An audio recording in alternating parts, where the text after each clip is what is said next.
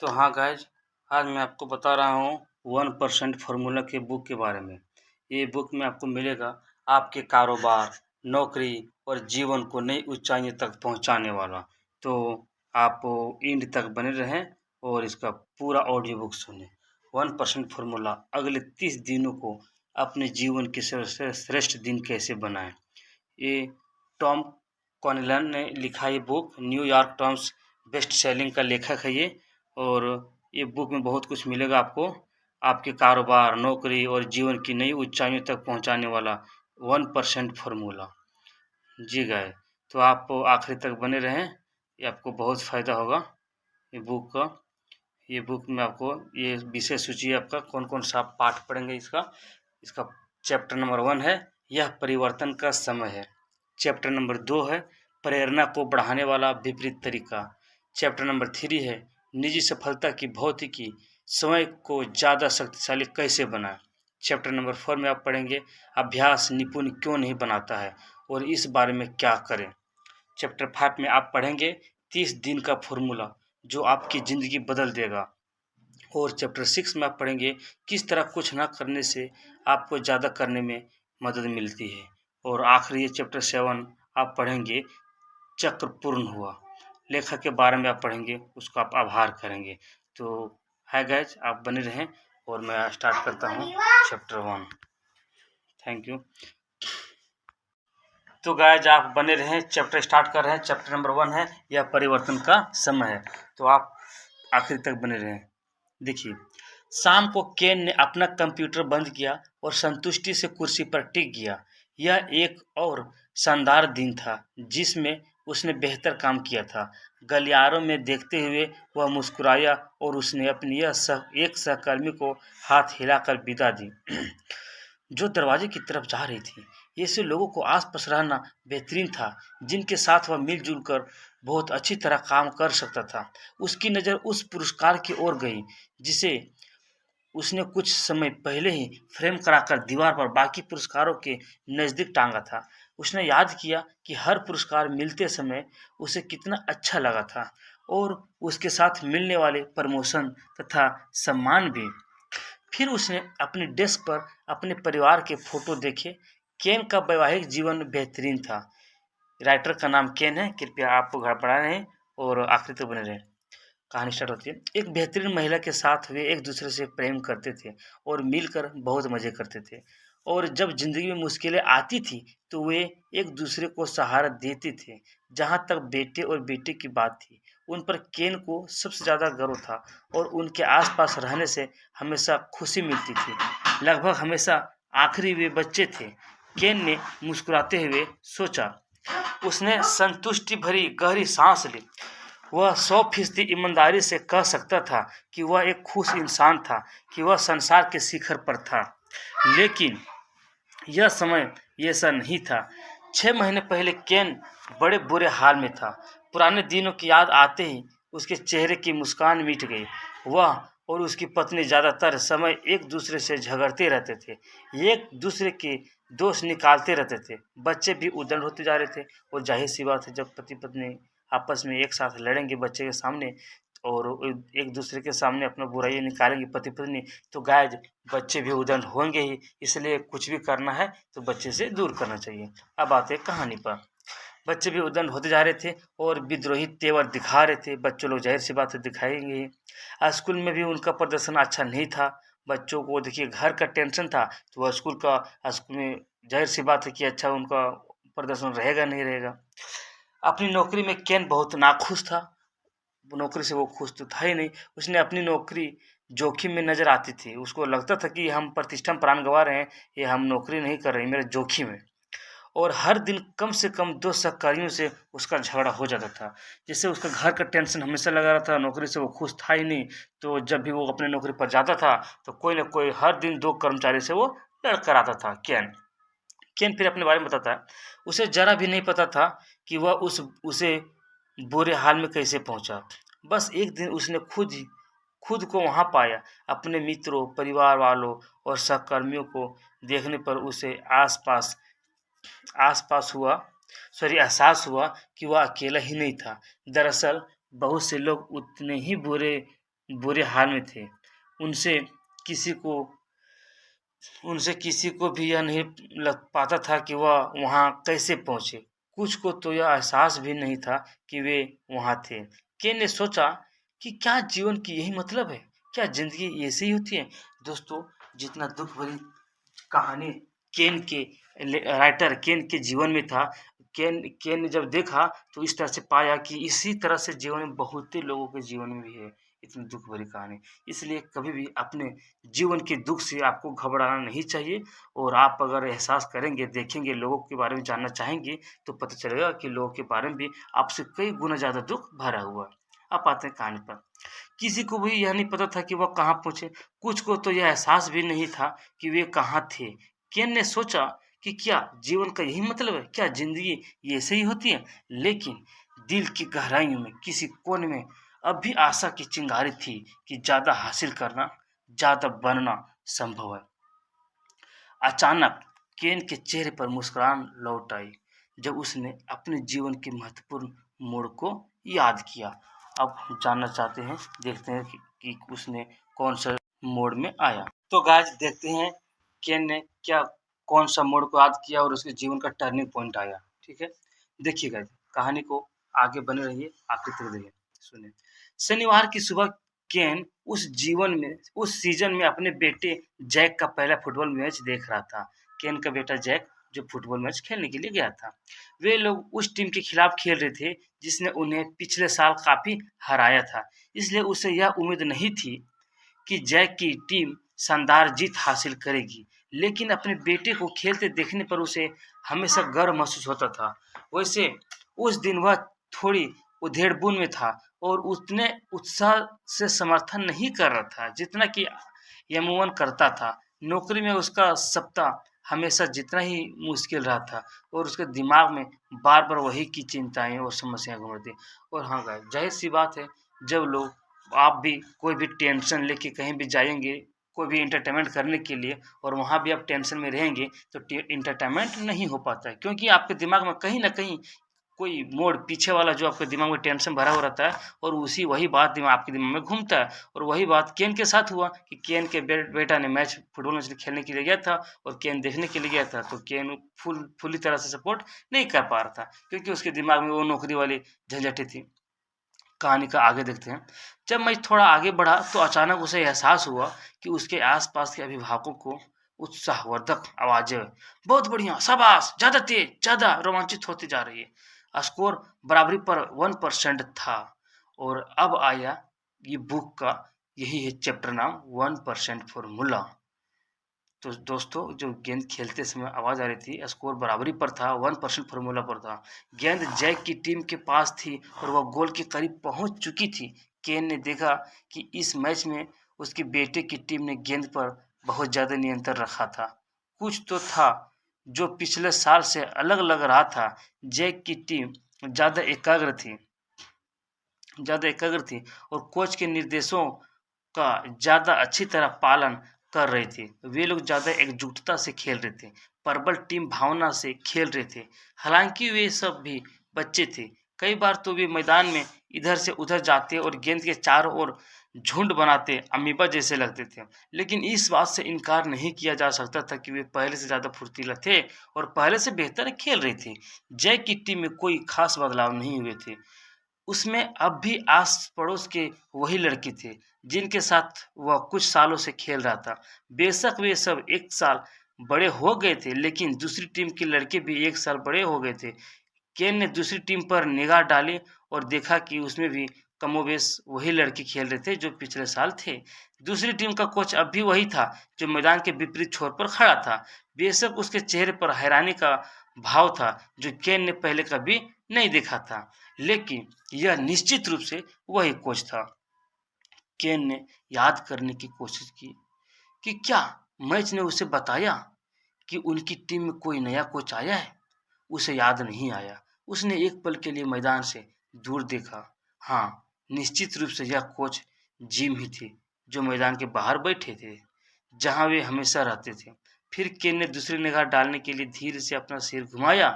ये जिम ही थे, लेकिन कुछ बदले बदले लग रहे थे। मैदान में खेलते लड़कों की तरह वे भी ज़्यादा प्रेरित, ज़्यादा एकाग्र नजर आ रहे थे। उनके व्यक्तित्व में ऐसा कुछ था, उनके हाव भाव में एक ऐसा आत्मविश्वास नजर आ रहा था जो पहले नहीं दिखता था। फिर अचानक मैच के अलावा हर चीज केन ने दिमाग से काफुर हो गई। वह दूसरे भावकों के साथ उछलकर खड़ा हो गया, तालियां बजाने लगा और उत्साहवर्धक आवाजें निकालने लगा। जब जैक ने अपनी टीम के साथी को पास दिया जो सही स्थिति में आया और उसने गोल कर दिया, जैक की टीम ने मैच जीत लिया। मैच खत्म होने पर केन और बाकी अभिभावक टीम को बधाई देने लगे। उन्होंने उन्होंने दूसरी टीम के साहस और प्रयास के लिए उनकी प्रशंसा भी की। विजय के उल्लास में काफी शोर शराबे वाले माहौल था। जूस बॉक्स और कुकीज थमाने का दौर शुरू हो गया था। इस दौरान केन की नजरें कोच जिम की नजरों से मिली। वह उनसे हाथ मिलाने के लिए उनके पास गया। कोच, बधाई और धन्यवाद मेरा बेटा, जैक तो बहुत बढ़िया खेलने लगा है। बाकी सभी लड़के भी, ईमानदारी से कहूँ तो सुधार आश्चर्यजनक है। केन ने कहा ये बात। केन ने कोच को बधाई दिया अपने बेटे को जीत की खुशी में। कोच जिम ने हल्के से मुस्कुराए और बोले, लड़के आज यकीनन बहुत बढ़िया खेले। उन्होंने जमकर अभ्यास किया और अपना सब कुछ झोंक दिया। मुझे उन पर बहुत नाज है। मुझे भी नाज है, केन ने कहा। फिर वह जैक की ओर मुड़ा जो उसी समय अपनी टीम के साथियों से पल भर के लिए अलग हुआ था। केन ने झुककर उसे गले लगाते हुए कहा, वाह वाह, आज तो तुमने कमाल ही कर दिया। इसके बाद जैक तुरंत ही दौड़कर अपनी टीम के साथियों के साथ जश्न मनाने चला गया। आपका रहस्य क्या है कोच? ओह, जिम ने कहा, मुझे लग ही रहा था कि आप मुझसे ऐसी ही कुछ चीजें पूछने वाले हैं। मुझे लग रहा था कि आपके दिमाग में कोई ना कोई उधेड़बुन चल रही है। ऐसा लगता है जैसे इस साल कोई चीज अलग है। मैं नहीं जानता कि आपने क्या किया है, लेकिन टीम वे सभी बहुत ज्यादा बेहतर है। जिम ने कहा, धन्यवाद, वे बेहतर प्रदर्शन कर रहे हैं। वैसे सिर्फ यही बात नहीं है। केन एक पल के लिए ठहरा और फिर कोच से नजरें मिलाते हुए बोला, देखिए, मुझे उम्मीद है आप बुरा नहीं मानेंगे, लेकिन सिर्फ लड़के ही नहीं, आप भी अलग दिखते हैं। मैं बिल्कुल बुरा नहीं मानूंगा, जिम ने कहा और अब वे खुलकर मुस्कुरा रहे थे। केन ने बोला कि आपकी बात सही है। मैं पिछले साल इस वक्त जैसा था, उससे अब मैं एक अलग इंसान हूँ। जिम ने मुड़कर थोड़ी सी भीड़ से थोड़ी दूर एक पेड़ के नीचे रखी बेंच की ओर इशारा किया और कहा, आपके पास बातचीत करने के लिए 1 मिनट का समय है? एक मिनट से समय है केन? मैं पिछले सीजन से एक तरह की यात्रा पर हूँ और मैं सोचता हूँ कि मैंने रास्ते में जो सीखा उसमें आपकी रुचि होगी। थोड़ा चकराते हुए केन ने सिर हिलाया, मतलब हाँ में जवाब दिया होगा और कोच के पीछे पीछे चल दिया। जो अपनी टीम के एक लड़के के जश्न के अंदाज में हाथ टकराने के लिए पल भर रुके और दूसरे अभिभावक से हाथ हिलाने के लिए भी। जब वे भीड़ से दूर जाकर बैठ गए तो जिम ने कहा, मेरा जीवन ठीक ठाक चल रहा था। बेहतरीन नहीं, भयंकर नहीं, बस ठीक ठाक। लेकिन मेरे अंदर यह कचोटने वाला भाव था कि मैं अपनी जिंदगी के साथ ज्यादा कर सकता था। बच्चों की कोचिंग देने में मुझे हमेशा उपलब्धि का बेहतरीन एहसास मिलता है। इसलिए मैंने मन में सोचा कि मैं यही शुरुआत करूंगा। मैं इन बच्चों की मदद करूंगा ताकि मैं अपनी क्षमता के अनुसार सर्वश्रेष्ठ खिलाड़ी बन सके। मेरे हिसाब से मुझे पहली बात तो यह सीखनी थी कि कौन सी चीज है जो सर्वश्रेष्ठ खिलाड़ियों के बाकी खिलाड़ियों से ऊपर उठाती है। मेरे लिए ओलंपिक्स उत्कृष्टता का परम इम्तिहान है। ओलंपिक खिलाड़ी इतने अच्छे होते हैं कि उन्हें देखकर मैं शीर्ष प्रतिस्पर्धा के बीच फर्क नहीं बता सकता। आज आप बता सकते हैं? केन ने कहा, आप मजाक तो नहीं कर रहे हैं? वे सब शुरुआती रेखा पर खड़े होते हैं और कुछ सेकेंड में ही दौड़ खत्म हो जाती है। मुझे वह रोमांचक याद है। क्या बोला गाइस? मुझे वह रोमांचक याद है जब मैं टोरिनो में आयोजित 2006 विंटर ओलंपिक्स में पुरुषों की स्कीइंग टीवी पर देख रहा था। क्योंकि यह कांटे की टक्कर का मामला था, जिम ने कहा आगे, इसलिए मैंने पलट कर परिणाम को देखा केन। पहले और चौथे स्थान के बीच का फर्क, यानी कि स्वर्ण पदक और कोई पदक नहीं के बीच का फर्क सिर्फ 1.08 सेकेंड या फिर 0.9 सेकेंड था। हैरानी में केन के मुंह से सीटी की आवाज निकल गई। कोच जिम ने आगे कहा, देखिए, इससे मैं सोचने पर मजबूर हो गया। मैं ओलंपिक के उन खेलों के परिणाम का विश्लेषण करने लगा जिनमें गति, दूरी या वजन का वस्तुपरक पैमाना लागू किया जा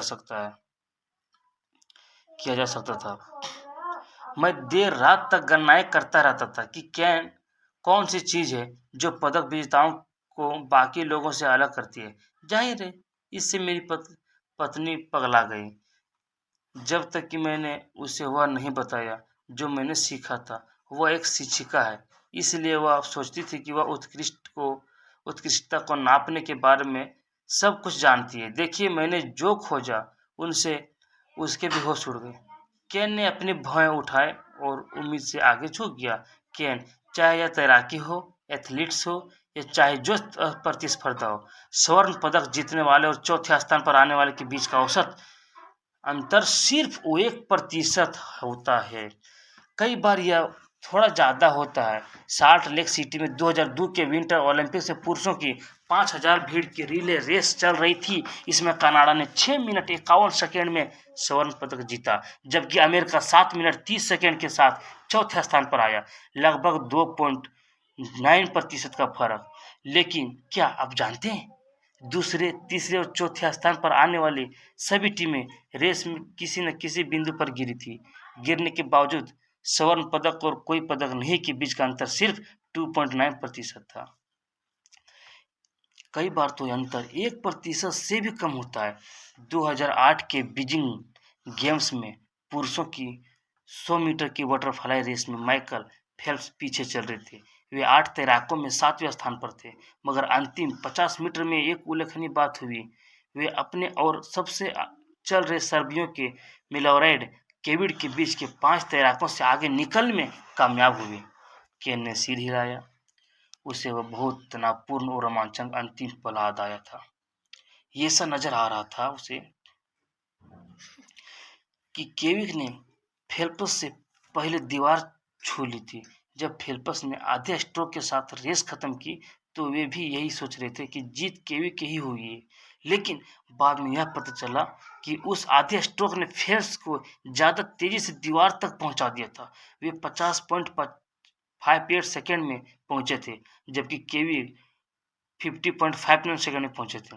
जरा 1 मिनट ठहरे, केन ने मन ही मन हिसाब लगाया। फेल्प्स ने 1 सेकेंड के 100वें हिस्से से स्वर्ण पदक जीता था। और दोस्तों, जो हमारे बुक का नाम है 1% और 1% का क्या फीचर्स है उसके बारे में अभी मजा आ रहा है, तो आगे बन रही है दोस्तों। हाँ, इतनी तेजी से तो आप पलक भी नहीं झपका सकते। स्वर्ण पदक और रजत पदक के बीच का फासला सिर्फ 0.002% था। स्वर्ण पदक को कोई पदक नहीं से अलग करने वाला फासला कितना था? जिम ने पूछा। देखिए, जो तैराक चौथे स्थान पर आया था, वह हेल्प्स के 0.15 सेकंड बाद आया था, यानी 1% का ठीक 1/3। केन ने एक उदाहरण के बारे में सोचा। क्या आपने बीजिंग में महिलाओं की 100 मीटर की बाधा दौड़ देखी थी? मैंने उसे कभी नहीं भूल पाऊंगा। मेरी नज़रों से यह बिल्कुल बराबरी की लग रही थी। मैंने उसका भी अध्ययन किया, जिम ने जवाब दिया। आप जानते हैं पहले और 7वें स्थान वाले धावकों के बीच कितना अंतर था? यह 1 सेकंड का 18/100 था, 18/100। इससे हम यह आधारभूत संदेश सीख सकते हैं। जब आप औसत निकालते हैं तो यह साधारण रूप से यह साधारण के बीच का फर्क सिर्फ 1% होता है। 1%, बस इतने की ही जरूरत है। केन ने पूछा। उसे एक पल के लिए अपने भीतर वह छोटी चिंगारी सुलगती महसूस हुई। यकीन नहीं होता कि यह इतना शक्तिशाली है, वह बोला। फिर जब उसकी निगाह कीचड़ और घास से सने बच्चों पर गई तो उसने अपनी मुस्कुराहट रोकने पड़ी। कोच, कहीं ऐसा तो नहीं कि आप भी जल्दी ओलंपिक में जाने की योजना बना रहे हैं? इस कटाक्ष में जिम जरा भी विचलित नहीं हुए। केन, आप कभी ओलंपिक खिलाड़ी नहीं बन पाएंगे। मैं कभी ओलंपिक खिलाड़ी नहीं बन पाऊंगा। ये बच्चे भी शायद कभी ओलंपिक खिलाड़ी नहीं बन पाएंगे। हम लोग शायद ओलंपिक खिलाड़ी या अगले बिल गेट्स, वेन गेट्स की, Oprah, Warren Buffett, Bobby Fischer, LeBron James या मोजार्ट बनने नहीं जा रहे हैं। हम जैसे लोगों के लिए असल मुद्दा यह है कि बस इस 1% का हमारे लिए क्या महत्व है।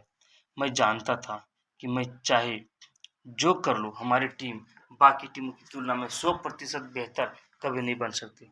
लेकिन 1% हम सभी सैकड़ों चीज़ों में 1% बेहतर तो बन ही सकते हैं। आप इस बारे में वाकई गंभीर है ना? केन ने कहा। उसे अचानक कोच की ओलंपिक आकांक्षाओं के बारे में अपनी छिछोरी टिप्पणी पर अफसोस होने लगी। जब मैंने 1% के फॉर्मूला का रहस्य खोज लिया तो मेरे सामने नई संभावनाओं का एक पूरा संसार खुल गया। इस बारे में सोचे मैंने फैसला किया, मैं इन बच्चों को खेल भावना, टीम वर्क, संप्रेषण, लगन, खेल संबंधी बुनियादी योग्यताओं और जीवन संबंधी सभी तरह की योग्यताओं में 1% बेहतर बनने का प्रशिक्षण दूंगा। और मैं सोचता हूँ कि आज के परिणाम ने साबित कर दिया कि यह कगार था। कल्पना करें कि 1% का फॉर्मूला आपके लिए, मेरे लिए, किसी के लिए भी कितना कुछ कर सकता है, बशर्ते वह सिर्फ 1% बेहतर बनने का समर्पण कर दें। तो हाँ गाइज, आपने देख ही लिया कि 1% का क्या महत्वपूर्ण है, क्या इसका महत्व है। इस चैप्टर का नाम 1% रखा है, 1%। तो इसका क्या कारण है और किस लिए रखा है, और इसका मतलब आप समझ में आ ही गया है। कृपया अंतिम तक बने रहें, और कुछ 4-5 मिनट और बचा हुआ है, 1% का पूरा आपको समझ में आ जाएगा। हम सभी सैकड़ों जीवन में 1% बेहतर बन सकते हैं। मैं नहीं जानता कोच, मुझे तो लगता है कि कुछ चीज़ों में तो 1% बेहतर बनने में भी बहुत सारा प्रयास लगता है, लेकिन इसके बावजूद आपके पास कोई गारंटी नहीं होती कि आप अव्वल ही आएंगे। केन ने कहा, लोग सिर्फ स्वर्ण पदक जीतने वालों को ही याद रखते हैं ना? उसने कहा। भरी, कई बार तो ऐसा लगता है कि अगर आप रिकॉर्ड नहीं तोड़ सकते तो ज़्यादा कड़ी कोशिश करने की कोई प्रेरणा नहीं होती है। आपके लिए मेरे पास एक और उत्कृष्ट खेल मिसाल है, केन, जिम ने कहा। मुझे पता था आपके पास होगी, केन ने मुस्कुराते हुए कहा।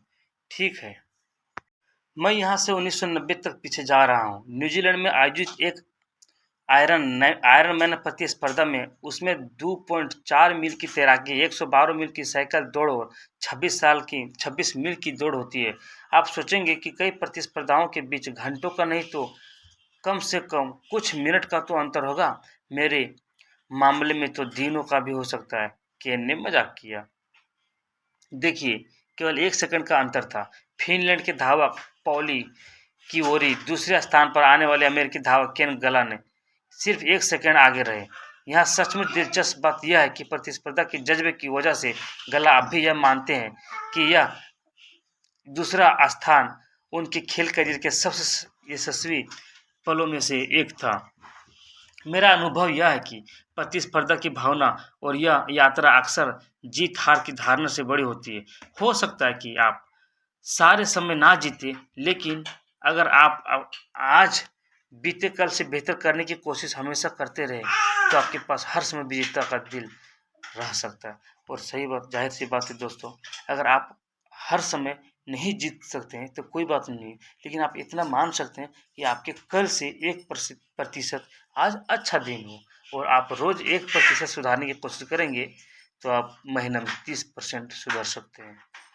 मेरा दृढ़ विश्वास है कि हर कोई महान नहीं बन सकता, लेकिन हर कोई एक समय जहाँ भी है उसे बेहतर जरूर बन सकता है। जिम ने केन को एक पल दिया ताकि यह बात उसके दिमाग में घुस जाए, और फिर आगे बोले, क्या आपको ओलंपिक का आदर्श वाक्य याद है?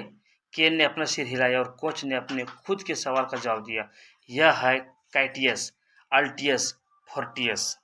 देखो दोस्तों, हर कोई महान नहीं बन सकता, लेकिन हर कोई इस समय जहाँ भी है उससे बेहतर जरूर बन सकता है। इसलिए आपने कोई भी पद ना हासिल की हो, आपने कोई भी अपने मतलब ऊंचाई स्थान प्राप्त नहीं किया हो, तो ये अपने जीवन से आपको मायूस नहीं होना है।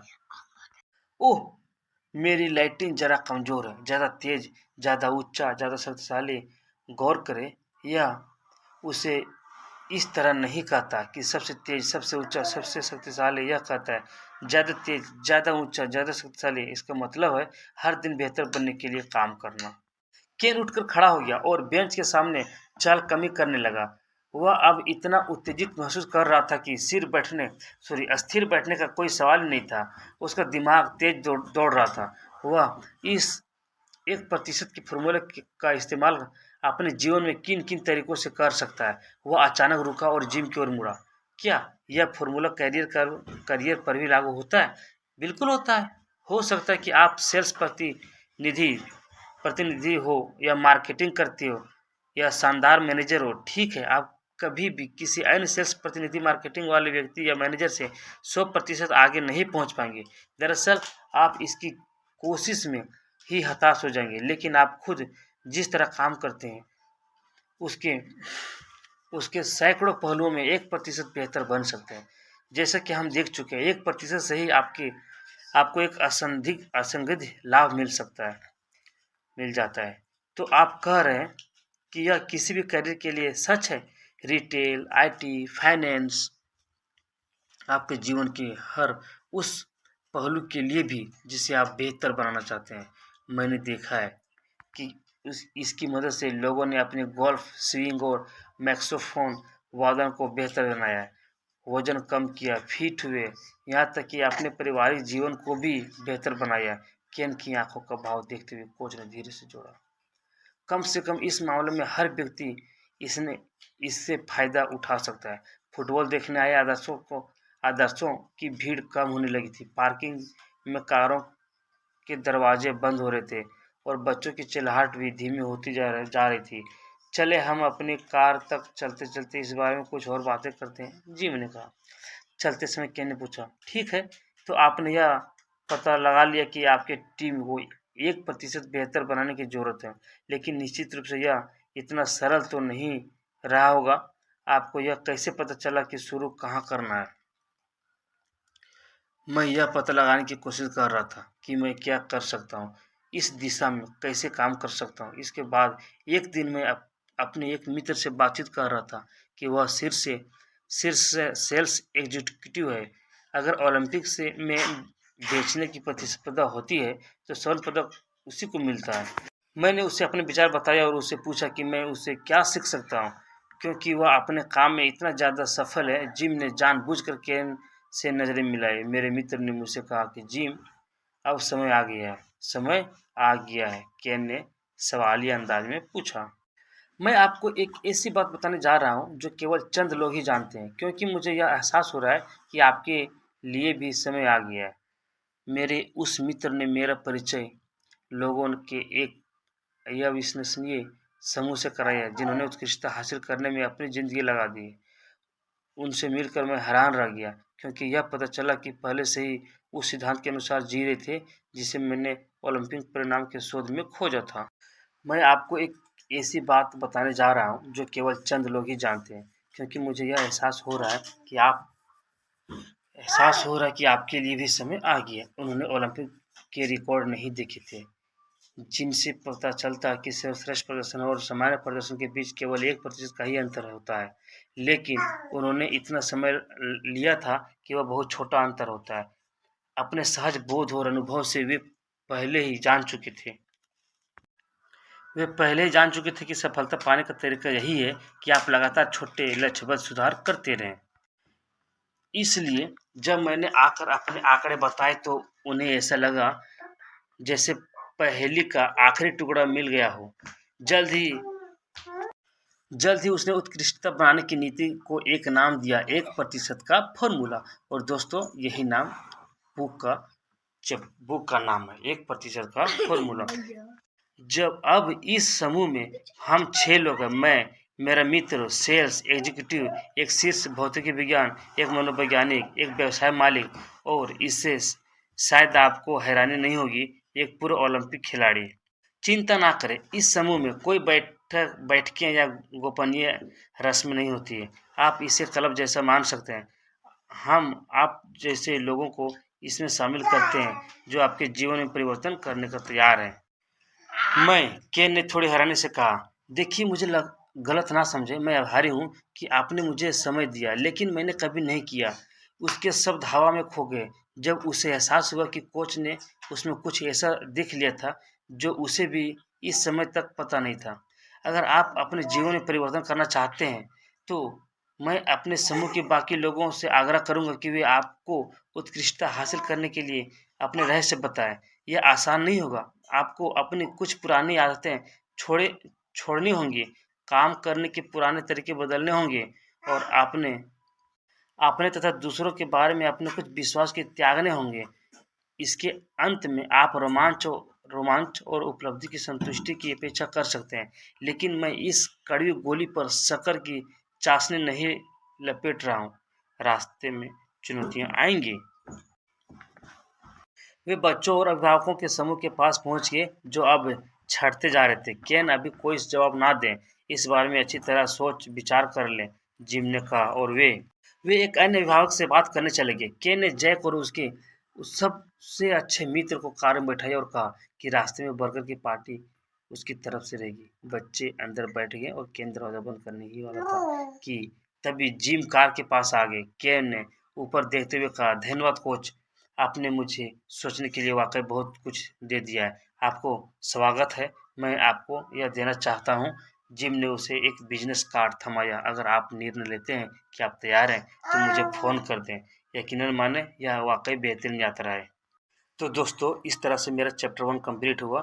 चैप्टर 1 का नाम था यह परिवर्तन का समय है। और मेरे अगले एपिसोड में आपको चैप्टर 2 नज़र आएगा, प्रेरणा को बढ़ाने वाला विपरीत तरीका। तो आप इसके अंत तक बने रहने के लिए आपको बहुत बहुत धन्यवाद दोस्तों।